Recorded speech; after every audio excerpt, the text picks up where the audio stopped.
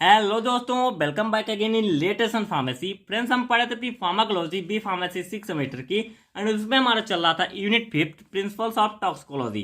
तो इसमें दो टॉपिक इंपॉर्टेंट टॉपिक हमारे जो थे उसको मैंने ऑलरेडी आपके प्रीवियस लेक्चर में डिस्कस किया था, जिसमें इन्वॉल्व होता है आपका बेसिक नॉलेज ऑफ एक्यूट, सब acute and chorionic toxicity and इसमें जो भी डिफिनीशंस थी। एंड नेक्स्ट आता है आपका definition and basic knowledge of genotoxicity, carcinogenicity, teratogenicity and mutagenicity. तो अगर इस लेक्चर को आपने नहीं देखा, आप जाकर जरूर देखें, क्योंकि इसमें मैंने बहुत कुछ बताया जो कि आपके जो ये नेक्स्ट टॉपिक आने वाले हैं आपके इस लेक्चर में डिस्कस होंगे उससे भी रिलेटेड है। अब यहाँ पर जो आपका इस लेक्चर का टॉपिक होगा वो होगा general principles of treatment of poisoning. And इसमें जो भी कंपाउंड हमारे हैं जैसे बार्बिचुरेट है, मॉर्फिन है, ऑर्गेनोफॉस्फोरस है, मरकरी, आर्सेनिक, लेड हुए, तो इनका क्या क्या सिम्टम्स होता है, हम इसको मैनेज कैसे करेंगे, कैसे कैसे ये पॉइजनिंग काज करते हैं। तो इस कंप्लीट टॉपिक के साथ ये आपका प्रिंसिपल्स ऑफ टॉक्सिकोलॉजी कंप्लीट हो जाएगा। एंड नेक्स्ट लेक्चर के साथ आपकी ये यूनिट 5th भी कंप्लीट हो जाएगी, जिसमें हमारा रहेगा कोरोनो फार्माकोलॉजी। तो ये हमारा बहुत ही ज़्यादा इंपॉर्टेंट टॉपिक है। अगर आपने प्रीवियस लेक्चर नहीं देखा, आप जरूर देखें, मैं एक बार और कहूँगा। तो इसमें मैं आपको डिस्कस जरूर करूँगा कि ऐसे पॉइजन क्या होता है। तो बेसिकली बात कर लेते हैं अपने टॉपिक के बारे में। जो हमारा टॉपिक है general principles of treatment of poisoning. अब यहाँ पर फर्स्टली आप ये जानिए कि आखिर पॉइजन क्या होता है, क्योंकि यहाँ पर आपको उसका प्रिंसिपल पढ़ना है, उसका ट्रीटमेंट भी पढ़ना है। तो आपको जानना होगा आखिर पॉइजन क्या होता है जो कि पॉइजनिंग काज कर रहा है। हाँ, मैंने आपको टॉक्सिकोलॉजी में बहुत अच्छे से डिटेल्स में बताया हुआ है कि पॉइजन क्या है, कितने टाइप में होता है पॉइजन, केमिकली कैसे पॉइजन होते हैं। आप किसी क्या है व्यवसाय के तौर पर कर रहे हैं तो वहाँ पर आपको कैसे पॉइजनिंग हो सकती है, पॉपुलेशन से कैसे पॉइजनिंग होता है। तो यहाँ पर जैसे जो भी है मैंने बहुत अच्छे से बताया हुआ है कि पॉल्यूटेंट से क्या होगा। तो यहाँ पर फर्स्टली मैं देख लेते हैं, थोड़ा सा हम ब्रीफ में समझ लेते हैं कि आखिर पॉइजन होता क्या है। बात करें अगर पॉइजन के बारे में, तो मैं एक जनरल सा एग्जांपल आपको दूं। आप कोई भी केमिकल एजेंट यूज कर रहे हैं, आप कोई भी ड्रग ले रहे हैं, कोई भी मेडिसिन ले रहे हैं, वो एक स्पेसिफिक डोज तक आपकी बॉडी में क्या है थेराप्यूटिक इफेक्ट देती है, मीन्स आपको फार्माकोलॉजिकल इफेक्ट देती है, आपकी बॉडी को क्योर करती है। बट अगर उसी का एक अनवांटेड डोज ले लिया जाए, मीन्स जिसका कोई भी मेजरमेंट ना हो, आपने जैसे खा लिया, आपने 1 गोली 2 गोली 4 गोली खाते चले गए, तो वो क्या करेगा, वो आपकी बॉडी में टॉक्सिसिटी काज करेगा, आपकी बॉडी के लिए वो पॉइजनस हो जाएगा। तो कोई भी एजेंट, कोई भी केमिकल एजेंट ऐसा है जो भी केमिकली है, तो वो अगर आप अनवांटेड ले रहे हैं, अनडोज ले रहे हैं, मीन्स उसका कोई कैलकुलेशन है, तो वो आपके लिए पॉइजन है। हाँ, एक स्पेसिफिक डोज पर वो आपके लिए इंपॉर्टेंट भी है, वो आपके लिए क्यूरेबल भी है। सो पॉइजन के एक डिफिनेशन जान लीजिए। A poison is any substance that is harmful for our body, may introduce into living body or brought into contact with any part will produce illness or death। अभी आपकी body में illness भी cause कर सकता है या death भी cause कर सकता है एंड आपके लिए हार्मफुल है। मेन पॉइंट आपका ये आता है, क्योंकि जो भी जितने भी आपके लिए केमिकल एजेंट्स है उसमें कुछ भी आ जाता है। आप कहीं पे वर्क कर रहे हैं, उससे आ गया, आपने फूड लिया, भोजन लिया, उससे हो गया, उस फूड पॉइजनिंग हो जाता है। तो वो सारे के सारे एजेंट पॉइजनिंग है, पॉइजन है जो आपकी बॉडी में हार्म कर रहे हैं। तो बात करते हैं पॉइजनिंग के बारे में। आखिर पॉइजनिंग होता कैसा है। It may occur upon taking poison which interfere with normal body function. अब आपका नॉर्मल बॉडी फंक्शन जैसे आपका क्या है, आप क्या है रेस्पायरेशन कर रहे हैं, तो आपने पॉइजन लिया, उसमें कुछ प्रॉब्लम हो गई, आपकी बॉडी में मेटाबॉलिज्म हो रहा है, उसमें कुछ प्रॉब्लम हो जाती है, वो सब क्या होता है आपकी पॉइजनिंग के कारण हो सकता है, जो कि आपका नॉर्मल बॉडी फंक्शन वर्क कर रहा है। अब यहाँ पर after it taken swallowed inhaled inject कर लिया आपने, एब्जॉर्ब हो गया आपकी बॉडी में, तो ये सारे के सारे काज हैं आपके पॉइजनिंग, आपकी बॉडी में पॉइजनिंग होने के। नेक्स्ट आता है इट में बी ड्रग और any foreign substance that cause toxicity. अब यहाँ पर मैंने एक पॉइंट बताया आपको प्रीवियसली अगर आपने टॉक्सिसिटी देखा होगा, आपके लिए एकदम पॉइंट एकदम क्लियर आउट होगा कि आखिर पॉइजन होता क्या है। अब आपके लिए पॉइजन क्लियर है तो आप ये जरूर समझ लेंगे कि इसको हम ट्रीट कैसे करेंगे। अगर आपका पॉइंट पता चल गया कि पॉइजनिंग हुआ कहाँ से है, कैसे हुआ है, तो ट्रीटमेंट आपको पता चल जाएगा। अब जनरली हम बात करेंगे इसी के बारे में कि हम इसको ट्रीट कैसे करेंगे। इसमें हम बात करेंगे इसके जनरल प्रिंसिपल्स के बारे में कि क्या क्या ऐसे प्रिंसिपल्स हैं जो कि क्या है ट्रीटमेंट ऑफ पॉइजनिंग में इन्वॉल्व होते हैं। इसमें 3 बेसिकली इन्वॉल्व होते हैं। फर्स्ट आपका आता है लाइफ सपोर्ट, नेक्स्ट आपका आता है ड्रग आइडेंटिफिकेशन एंड नेक्स्ट आपका आएगा ड्रग डिटॉक्सिफिकेशन। अब इस पॉइंट को आप क्लियर आउट कीजिए। फर्स्ट आपका आएगा लाइफ सपोर्ट। अब लाइफ सपोर्ट में क्या क्या आ सकता है आप समझिए। जैसे आप इसे सोचिए, लाइफ जो आपके लाइफ को सपोर्ट कर रहा हो, वर्ड से ही आप इसको आइडेंटिफाई कर सकते हैं। अब यहाँ पर जैसे आपकी बॉडी में सीजर आ रहा है, आपकी बॉडी का टेम्परेचर मैनेज कि नहीं। अब ये सारी कंडीशन आपको तब चेक करनी है जब आपने पॉइजन इंटेक कर लिया है। मान लीजिए किसी बंदे ने क्या है पॉइजन इंटेक कर लिया, ये कोई बंदा है जिसने पॉइजन इंटेक कर लिया। अब इसके जो भी ऑर्गन्स हैं, अब उस ऑर्गन की आप कंडीशन चेक करेंगे, इसका रिस्पायरेशन कैसे हो रहा है, अब इसकी जो रिस्पायरेशन एबिलिटी वो कैसे हो रही है, इसका ब्लड सर्कुलेशन कैसा जा रहा है, मीन्स इसका कार्डियक एरिथमिया कैसा है। तो ये सारे आपके क्या है, ये लाइफ सपोर्टिव पॉइंट्स हैं। तो इन सभी पॉइंट्स पर आप केयर करेंगे कि ये पॉइंट्स सभी एक लेवल पे हैं कि नहीं है, कोई चीज़ डैमेज हो रहा है या कोई चीज़ घट गया या बढ़ गया, रिस्पायरेशन अच्छा नहीं हो रहा है, सर्कुलेशन अच्छा नहीं हो रहा, तो इन सभी चीज़ पर आपको केयर करना रहेगा। अब यहाँ पर आप समझिए, आपने ड्रग इंटेक पॉइजन इंटेक कर लिया, अब उसमें आपका कोई भी केमिकल एजेंट आ सकता है। कंट्रोल कन्वर्जन, अब वहाँ पर अगर सीजर आ रहा है बंदे को तो आप वहाँ पर कन्वर्जन उसका कंट्रोल करेंगे, डायजेपियम पाइम दे सकते हैं, फिनोटोइन दे सकते हैं। टेम्परेचर मैनेज करेंगे, टेम्परेचर बॉडी का बढ़ रखा है तो वहाँ पर आप पैरासीटामॉल दे सकते हैं। डैमेज रिस्ट्रिक्शन ऑफ ऑर्गन, अब यहाँ पर अगर उसके क्या है किसी पॉइजन की वजह से उसका कोई भी ऑर्गन डैमेज होता जा रहा है तो उसको क्योर करेंगे। सो ये आपका प्रोसेस इन्वॉल्व करता है डिटॉक्सिफिकेशन। जैसे आपके लीवर या किडनी या लंग्स में होगा तो वहाँ पर उसको डिटॉक्सिफिकेशन करेंगे, मीन्स आपका जो भी है एजेंट गया है उसको क्या करेंगे, जो उसकी एक्टिविटी है उसको रिड्यूस करेंगे या उसको डीएक्टिवेट करेंगे। अब किसी भी के थ्रू कैसे कर सकते हैं। अब यहाँ पर आप कार्डियक एरिथमिया चेक करेंगे, उसमें जो कि क्या है require maintenance of vital function. अब वहाँ पर कार्डियक एरिथमिया आपके काफ़ी सारे ऑर्गन के लिए ज़रूरी होता है, तो यहाँ पर उसको हम चेक करते रहेंगे, कोमा शॉक हो रहा है कि नहीं हो रहा। अब यहाँ पर जो आपका आइडेंटिफिकेशन आता है, ड्रग आइडेंटिफिकेशन, ये आपका नेक्स्ट प्रिंसिपल होता है। ड्रग आइडेंटिफिकेशन क्यों जरूरी है, पहले इस पॉइंट को समझिए। अब मान लीजिए आपने कोई भी इंटेक किया, अब बॉडी में जो पॉइजन चल गया तो, लेकिन जैसे जो भी ट्रीट कर रहा है, अब कोई भी डॉक्टर आया उसको ट्रीट करने के लिए, बट उसको पता नहीं है कि वो कौन सा केमिकल एजेंट है जो इसके बॉडी में गया है जिसने पॉइजनिंग काज की है। तो उसका आइडेंटिफिकेशन जब हम कर लेंगे तभी उसको हम क्या करेंगे, डीएक्टिवेट कर पाएंगे। मीन्स उसमें वो जो भी क्या है हार्मफुल रिएक्शन कॉज कर रहा है, जो हार्म पहुंचा रहा है बॉडी को, तभी हम उसको क्योर कर पाएंगे। तो ये हमारा बहुत ज़्यादा इन्वॉल्वेबल प्रिंसिपल है कि आइडेंटिफाई कर ही हम आगे जो हमारा फर्दर ट्रीटमेंट होता है जो कि डिटॉक्सिफिकेशन है, तभी हम उसको डीएक्टिवेट कर पाएंगे, डिटॉक्सिफाई कर पाएंगे पहले। बट हमको आइडेंटिफाई करना पड़ेगा कि हमने केमिकल एजेंट कौन सा इंटेक कर लिया है। तो यहाँ पर जो आपका आइडेंटिफिकेशन इन्वॉल्व करता है, इन्वॉल्व ड्रग आइडेंटिफिकेशन। अब यहाँ पर जो रिस्पायरेटरी है अमाउंट टेकन वो सर्कुलेटरी हो जाए, कितना अमाउंट में टेकन किया गया। क्लाइंट हिस्ट्री मीन्स उसमें क्या है सप्रेशन ऑफ सीजर, क्या क्या पॉइंट हो रहा है, क्या क्या उसमें जो आप क्लाइंट है जो पेशेंट है उसमें क्या क्या प्रोसेसेस हो रही हैं। तो ये सारे पॉइंट हैं आपको ये केयर करने हैं ड्यूरिंग आइडेंटिफिकेशन। तो ये आपको जनरली मैं समझता हूँ क्लियर हो गया होगा कि कैसे कैसे आपको चेक करना रहेगा। एंड नेक्स्ट प्रिंसिपल आपका आता है डिटॉक्सिफिकेशन। डिटॉक्सिफिकेशन आपने क्या कर लिया, लाइफ सपोर्ट भी दे दिया। लाइफ सपोर्ट हम क्यों देते हैं, क्योंकि जैसे आप तुरंत उसको बिना आइडेंटिफाई किए उसको क्योर नहीं कर सकते, तो वहां पर आप पहले लाइफ सपोर्ट देंगे कि उसका पहले थोड़ा सा बढ़ाएं, उसको पहले थोड़ा ट्रीट करें, थोड़ा ऐसा लाएं कि वो थोड़ी और देर के लिए अपने आप को संभाल सके। अब वहां पर वो हो गया, फिर आइडेंटिफाई कर लिया तब तक आपने, उसके बाद आप उस क्या है जो भी पॉइजन है उसको डीएक्टिवेट करेंगे, उसकी जो एक्टिविटी है उसको रिड्यूस करेंगे या उसको बाहर निकालने का प्रयास करेंगे उसके बॉडी से। तो वहां पर प्रोसेस इन्वॉल्व होगा आपका detoxification. Depends upon routes administration, reduce systemic absorption, increase elimination. अब यहाँ डिटॉक्सिफिकेशन प्रोसेस में मेनली इन्वॉल्व होता है कि वो किस रूट से इंटेक किया गया। जैसे आपने अगर इंजेक्टेबल लिया तो वो डायरेक्टली आपके ब्लड में गया, जिसको क्या है एलिमिनेट करना आई थिंक नॉट पॉसिबल ही नहीं है। तो वो क्या करेगा, वो ज़्यादा से ज़्यादा हार्मफुल होगा। ओरली लिया है तो उसको एलिमिनेशन कराया जा सकता है, या एब्जॉर्ब हो गया है बॉडी में किसी और वजह से तो वो भी एलिमिनेट कराया जा सकता है। तो ये सारे क्या है डिटॉक्सिफिकेशन प्रोसेस में आते हैं। अब यहाँ पर देखते हैं हम कैसे कैसे उसका ट्रीटमेंट करेंगे। एंटीडोट आप देख सकते हैं, जैसे यहाँ पर काउंटरएक्ट विथ पॉइजन, ये काउंटरएक्ट करेगा उससे। These are named as magic buffers. अब ये मैजिक बफर्स होते हैं, जैसे टैनिक एस्टर हो गया और टी हो गया, ये क्या है एल्कलॉइड्स हैवी मेटल पॉइजनिंग में यूज होते हैं। एमजीओ आपका जो मिल्क ऑफ मैग्नीशिया है वो न्यूट्रलाइज करता है, अगर एसिड पॉइजनिंग हुई है तो उसको न्यूट्रलाइज कर देगा। अब जैसे पॉइजन में कोई भी आ गया, पीसीएम है या साइनाइड पॉइजनिंग या ओपियोइड पॉइजनिंग है, उसी के अकॉर्डिंग जो जैसे आपका आता है एसिटाइल सिस्टीन है, एमाइल नाइट्रेट है, एनेलॉक्सोन है, उसी के अकॉर्डिंग आप उसको ट्रीटमेंट उसको क्योर प्रोवाइड कराएंगे। जैसे आप अब यहाँ पर वो एब्जॉर्ब हो गया तो वहाँ पर हम चारकोल ले सकते हैं कि उसका एब्जॉर्प्शन हम रोक सकें और वो चारकोल पर एब्जॉर्ब हो सके।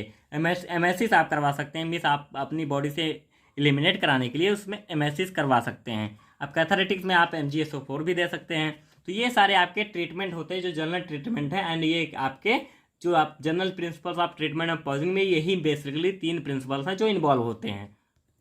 एंड नेक्स्ट आपका आता है symptoms and management of poisoning. अब यहाँ पर जो भी आपके कंपाउंड जिस कंपाउंड से कैसे कैसे पॉइजनिंग हो रही थी उसके क्या क्या सिम्टम्स होंगे, उसका मैनेजमेंट आप कैसे करेंगे ये आपको देखना रहेगा। अब यहाँ पर बारबिचुरेट पॉइजनिंग मतलब कि ये कहीं ना कहीं इससे बारबिचुरेट से ये रिलेटेड है, मीन्स ये पॉइजनिंग उसी के कारण हो रही है। Barbiturate poisoning occur due to injection of toxic dose of barbiturate. अब बारबिचुरेट आप ड्रग के तौर पे भी यूज करते हैं, बट क्या किया, अगर आपने उसको टॉक्सिक डोज ले लिया, आपने अनरिक्वायर्ड डोज ले लिया, तो आपकी बॉडी में पॉइजनिंग काज करेगा। सिम्टम्स क्या हो सकते हैं, barbiturates exhibit narrow therapeutic index, safety जो होगी margin of the drug is very little. अब यहाँ पर क्या है, ये सेफ्टी बहुत कम होती है यहाँ पे आपके लिए। अब ये क्या है, थेराप्यूटिक इंडेक्स को ये नैरो कर देता है, एक्सिबिट कर देता है उसको। ड्राउसनेस हो सकता है, कोमा हो सकता है 1-2 दिन के लिए, respiratory depression and cardiovascular collapse हो सकता है, decrease in BP and heart rate. आपकी जो हार्ट रेट है एंड ब्लड प्रेशर जो रेट है वो क्या है, कोलैप्स हो सकती है, डिक्रीज हो सकती है। हाइपोथर्मिया मिस हो सकता है, यहाँ पर आपकी बॉडी का क्या है, हाइपो हो रहा है, मिस जो आपका थर्म लेवल है वो गिर डाउन हो जाएगा। रिडक्शन इन मसल टोन में रिडक्शन हो सकता है, मीन्स आपको क्या है इंसोम्निया की फीलिंग आ सकती है, जैसे नींद लगेगा, आपका थकान लगेगी। लीथल डोज मैंने आपको बताया था कि मीन्स किसी भी परसेंट को आप 50%, जैसे कि आप कोई भी पॉइजनिंग गया तो उसमें से 50% लोग की जो डेथ हो जा रही है वही आपका लीथल डोज होता है, मीन्स टोटल में से जो भी निकल गया 50%। अब उसमें आपके 10 भी हो सकते हैं या 100 भी हो सकता है, उसी के अकॉर्डिंग लेते हैं अगर कोई भी नया डोज होता है तो। नेक्स्ट आता है इसका ट्रीटमेंट में आप लेंगे, there is no specific antidote for barbiturate poisoning, that is so important point for you regarding exam GPAT exam. अब यहाँ पर पूछ सकता है बारबिचुरेट का क्या है, कैसे क्या क्या आप ट्रीटमेंट दे सकते हैं, तो कोई भी एंटीडोट नहीं है। Some of steps involve in treatment, जैसे आप करा सकते हैं रीस्टेब्लिशमेंट करा सकते हैं आप vital function such as respiration. अब यहाँ पर जो आपका आ रहा था लाइफ सपोर्ट प्रोसेस, ये आप यहाँ पर ध्यान रखेंगे। रिस्पायरेशन देंगे, ब्लड सर्कुलेशन उसका देंगे, एक अच्छे से क्या है रिपेयर करेंगे। डॉक्साप्रेम आप ले सकते हैं यहाँ पे रिस्पायरेशन के लिए। Complete elimination of barbiturates from the body. अब यहाँ पर कंप्लीट एलिमिनेशन अगर पॉसिबल है तो पहले उसी को कराया जाएगा। मेथड्स क्या क्या है, गैस्ट्रिक लीवेज हो गया, this method can be use within 1 to 2 hours of injection of barbiturates, it is done using KMNO4 solution, then stomach wide with NaCO3 solution. यहाँ पर आप गैस्ट्रिक लेवेज करा सकते हैं KMNO4 सॉल्यूशन से, then उसको क्या है वॉश करेंगे, जिससे क्या होगा ये एलिमिनेशन प्रोसेस यहाँ पे हो रही है बारबिचुरेट की। नेक्स्ट आता है यूज ऑफ एक्टिवेटेड चारकोल। हाँ, ये एक एब्जॉर्बेंट है, मीन्स उसको एब्जॉर्ब कर सकता है जो पॉइजनस सब्सटेंस है। A suspension of charcoal and MgSO4 prevent the absorption of toxic drug from small intestine. अब ये क्या करेगा, जो पॉइजनस सब्सटेंस है ये उसको एब्जॉर्ब नहीं होने देगा एंड ये अपने आप में उसको एब्जॉर्ब कर लेगा। सो नेक्स्ट आपका आएगा इसका method of elimination of absorbed barbiturate. अब आपका अगर कंपाउंड जो पॉइजनस सब्सटेंस है वो एब्जॉर्ब हो गया, देन आप क्या कर सकते हैं, यूरिन एल्कलाइनाइजेशन। अब यहाँ पर यूरिन का एल्कलाइनाइजेशन आप कर सकते हैं NaCO3 for a long lasting barbiturates. Next आएगा आपका फोर्स डाययूरेसिस, मीन आप कराएंगे डाययूरेसिस में इंक्रीज कराएंगे जिससे कि ज़्यादा से ज़्यादा डाययूरेसिस हो एंड वो आप क्या है यूरिन के थ्रू आपकी बॉडी से बाहर निकल जाए।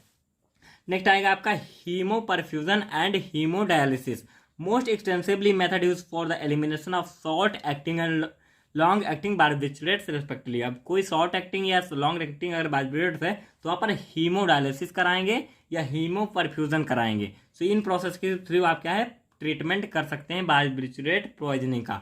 नेक्स्ट आता है मॉर्फिन पॉइजनिंग। मॉर्फिन पॉइजनिंग क्या है, numerous reasons contributes to poisoning due to opioids, it may occur due to clinical overdose. अब यहाँ पर भी क्लिनिकल ओवरडोज हो रही है। अब यहाँ पर जैसे आपको बताया गया कि इतना खाइए, आप कहिए 300 mg आप खा लिए, 500 mg 800 mg, तो वो क्या करेगा आपके लिए हार्मफुल हो जाएगा। अब लिथल डोज में जैसे आपका है 250 mg, अब 250 mg में से क्या है 60 mg आपकी बॉडी में टॉक्सिसिटी काज कर सकता है, ये आपके लिए ओवरडोज हो सकता है। नेक्स्ट आएगा इसका सिम्टम्स में आपका कोमा हो सकता है, पिन पॉइंट पपिल्स हो सकता है, डिक्रीज रिस्पायरेशन एंड पाल्मोनरी ओडिमा। तो ये सारे क्या है सिम्टम्स इसके हो सकते हैं। साइनोसिस हो सकता है, मीन्स ब्लिस हो सकता है, डिसकलरेशन मीन्स आपकी स्किन के क्या है डिसकलर्ड हो सकती है, एंड हाइपोथर्मिया मीन्स बॉडी का टेम्परेचर घट सकता है, लो यूरिनरी आउटपुट, हाइपोटेंशन हो सकता है, जीआई स्पाज्म हो सकता है, स्केलेटल मसल स्पाज्म हो सकता है, डेथ भी हो सकती है। तो यहाँ पर इसका ट्रीटमेंट आप जान लीजिए। जैसे अब यहाँ तक आपने पढ़ा कि कैसे कैसे ये हो रहा है, डेथ तक आ गया है बात, तो यहाँ पर उसका ट्रीटमेंट जाना भी जरूरी होता है। नेक्स्ट आता है इसका री इस्टेब्लिशमेंट ऑफ वाइटल फंक्शन। ये आपका हर जगह पे होगा, जो आपका लाइफ सपोर्ट प्रोसेस है। यहाँ पर रेस्पिरेशन आप ठीक करेंगे, ब्लड सर्कुलेशन ठीक करेंगे, बॉडी टेम्परेचर ठीक करेंगे, कार्डियक रिदमिया ठीक करेंगे, मीन्स अच्छे से सब सारी प्रोसेस बॉडी में हो रही हैं कि नहीं हो रही हैं उसको आप चेक करते रहेंगे। गैस्ट्रिक लेवल्स यहाँ पर भी आप कराएंगे KMNO4 सॉल्यूशन से use after 30 minute stomach bath with sodium sulphate. Emesis यहाँ पर भी मिस सेम प्रोसेस आप करा सकते हैं, क्योंकि सभी में एलिमिनेशन बहुत ज़्यादा इंपॉर्टेंट है, लाइफ सपोर्ट सारे के सारे पॉइजनिंग कंडीशन में बहुत ज़्यादा इंपॉर्टेंट है। Respiratory depression can be reversed by use of antidote and naloxone. Naloxone आप यूज कर सकते हैं। नेक्स्ट आता है ऑर्गेनोफॉस्फोरस पॉइजनिंग। ये होता है ऑर्गेनोफॉस्फोरस क्या है compound such as insecticides for agricultural and household purpose. अब यहाँ पर जैसे आप बहुत सारे फार्मर्स क्या यूज़ करते हैं इंसेक्टिसाइड्स अपनी क्या है क्रॉप को बचाने के लिए, तो यहाँ पर ले सकते हैं। वो क्या है वो भी अगर आपने इनहेल कर लिया तो वो बॉडी में पॉइजनिंग कॉज कर सकता है। They are ester of phosphoric acid, aryl phosphate होता है, एल्काइल फॉस्फेट होता है। ये आप इसके दो मेन केमिकल एजेंट होते हैं। एग्जाम्पल जैसे आपने पैराथियोन लिया, मिथाइल पैराथियोन लिया, क्लोरोथियोन लिया। जैसे आपने सुना हुआ मैलाथियोन, मैलाथियोन बहुत ज़्यादा यूज होता है। क्या है इंसेक्टिसाइड्स को जो भी कीट पतंग होते हैं उनको भगाने के लिए फलों या सब्जियों पर से, तो ये क्या होता है ये यूज किए जाते हैं। अब ये इनहेल हो गया आपकी बॉडी में तो ये काज करेगा। क्या क्या सिम्टम्स हो सकता है, मियोसिस हो सकता है, ब्लड विजन हो सकता है, मीन्स क्या है धुंधलापन, आप देख नहीं पा रहे अच्छे से, नसल एंड सैलेवरी सिक्रेशन हो सकता है, नौसिया, हेडेक, वेकफुलनेस हो सकता है, मॉडरेट में हो सकता है, पिन पॉइंट पपिल्स होता है, एक्सेसिव ब्रोंकियल सेक्रेशन हो सकता है, डिफिकल्टी इन ब्रीथिंग हो सकती है, मसल ट्विचिंग हो सकती है, डायरिया एंड वोमिटिंग भी हो सकती है। सीवियर कंडीशन क्या क्या है, agitation, confusion, conversion, bronchospasm, coma and collapse. ये सारे क्या है सीवियर कंडीशन है। इसका ट्रीटमेंट क्या है, ट्रीटमेंट में आप ले सकते हैं treatment should be provided quickly to prevent mortality. अब यहाँ पर मोर्टेलिटी उसका प्रॉपर्टी क्या है, ये आपकी जो भी ये कंडीशन हो रही है मियोसिस, ब्रोंकियल सेक्रेशन जो भी क्या है हो सकता है हो रहा है, इसको ये मोर्टेलिटी देगा, मीन्स इसको रोकेगा, प्रिवेंट करेगा इसकी मोर्टेलिटी को, इसको बढ़ने से रोकेगा। अब यहाँ पर सेल्फ केयर बहुत ज़रूरी है कि आप जैसे मास्क लगाएं, आप अगर कोई भी ऐसा केमिकल एजेंट यूज कर रहे हैं तो वहाँ पर आप मास्क का यूज करें। गैस्ट्रिक लीवेज यहाँ पर भी आप कराएंगे वॉश विथ 1 क्या है ratio to 5000 KMNO4 activated charcoal, magnesium citrate होगा, atropine block muscarinic effect and inhibit central effect. अब ये क्या है अगर एट्रोपिन आप ले लेते हैं तो ये क्या है सेंट्रल पर उसका इफेक्ट को ब्लॉक कर देगा। आप यहाँ पर प्रेलिडॉक्सिन भी ले सकते हैं, block nicotinic effect, also inhibit मस्कुलिनिक and central effect. ये सारे पॉइंट्स आप पढ़ते जाएंगे आपको समझ में आता जाएगा, मैं क्या थोड़ा क्लियर आउट करता चलूंगा बस। अब यहाँ पर डाइजीपाम आप फिनोवार्बिटल हुआ, फिनोटोइन कंट्रोल कन्वर्जन हो रहा है तो यहाँ पर ये डाइजीपाम फिनोवार्बिटल या फिनोटोइन आप ले सकते हैं। नेक्स्ट आता है लेड पॉइजनिंग। बहुत ज़्यादा आपने बहुत बार सुना होगा इसके बारे में कि लेड पॉइजनिंग हो गया। लेड पॉइजनिंग होता क्या है, lead is a most common metal है, it is a metal involved in heavy metal poisoning. आपको पता है lead it is a metal and it is a heavy metal whose cause poisoning. अगर ये आपकी बॉडी में जाता है तो ये आपकी बॉडी में पॉइजनिंग जरूर कॉज करेगा। सिम्टम्स क्या हो सकते हैं, एक्यूट लेड पॉइजनिंग जिसमें आपका मेटालिक टेस्ट होता है, जीआई इरिटेशन कर सकता है, आपने कोई मेटालिक टेस्ट किया उसके थ्रू आपकी बॉडी में चला गया तो ये कैसा कॉज कर सकता है, क्या है पैरास्थीसिया कर सकता है, मीन्स पैरास्थीसिया कॉज कर सकता है, डार्क कलर स्टूल हो सकता है, एनीमिया हो सकता है, हीमोग्लोबिन्यूरिया हो सकता है, मीन्स हीमोग्लोबिन आपका क्या है आपकी यूरिन के थ्रू बाहर निकल जाएगा। डार्क कलर स्टूल जो आपका स्टूल मटेरियल है फीसस हैं वो डार्क कलर्ड हो सकते हैं। एनीमिया मीन्स ब्लड की कमी हो सकती है, मिस आरबीसी जो आपकी है वो क्या है आरबीसी डब्ल्यूबीसी उसमें कमी हो सकती है। क्रोनिक लेड पॉइजनिंग क्या होता है, मीन्स अभी तक ये फर्स्टली आपका था एक्यूट, अब आ गया chronic mostly seen in children and workers from printing, paint and petroleum industry. जैसे उसमें वर्क कर रहे हैं तो उनमें क्या है जनरली ये हो जाता है।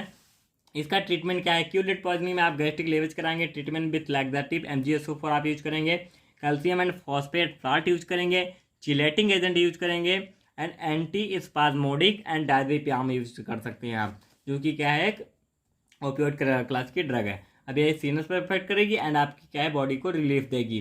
क्रोनिक लीड पॉइजनिंग आपकी बॉडी में हो जाता है तो चिलेटिंग एजेंट लेंगे, EDTA लेंगे, जो कि आपका EDTA है, इथाइल डाइमैन टेट्रा एसिटिक एसिड, तो ये यूज कर सकते हैं। Diazepam, mannitol, lead and colic thiamine, ये सारे आप यूज कर सकते हैं। अब मर्करी पॉइजनिंग है, उसका क्या ट्रीटमेंट है, क्या है मर्करी पॉइजनिंग, उसका मैनेजमेंट क्या है? Organic and inorganic compounds of mercury are used as antiseptic and germicides and preservatives, तो ये ऐसे ऐसे आप क्या है, मर्करी का यूज करते हैं। Organic and inorganic compound of mercury are use to as antiseptic के तौर पे यूज करते हैं, सुपरमिसाइड्स के तौर पे यूज करते हैं, और प्रिजर्वेटिव के तौर पे भी इसको हम यूज करते हैं। Organic compound so higher toxicity, अब आप ये पॉइंट आपके लिए क्लियर करने लायक है, जितने भी ऑर्गेनिक कंपाउंड है अगर वो स्पेसिफिक डोज से बढ़ते हैं तो आपकी बॉडी में हाइयर टॉक्सिसिटी कॉज कर सकते हैं। सिम्टम्स क्या है? डिस्पोनिया हो सकता है, fever, cough, headache, blurring of vision, disturbance हो सकता है, मेटालिक टेस्ट ऑन इनहेलेशन, अब ये आपका क्या है, कुछ इनहेल करें तो मेटालिक टेस्ट आपकी बॉडी में आएगा।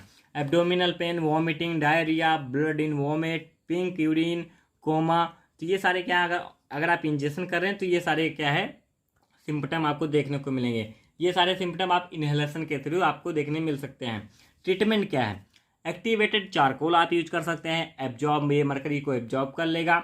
Sodium formate and sodium formaldehyde sulphoxylate, तो ये आप यूज कर सकते हैं, जो कि क्या है, कन्वर्ट करेगा mercury to mercurous which is less absorb, जो कि आपकी बॉडी में लेस एब्जॉर्बेबल है।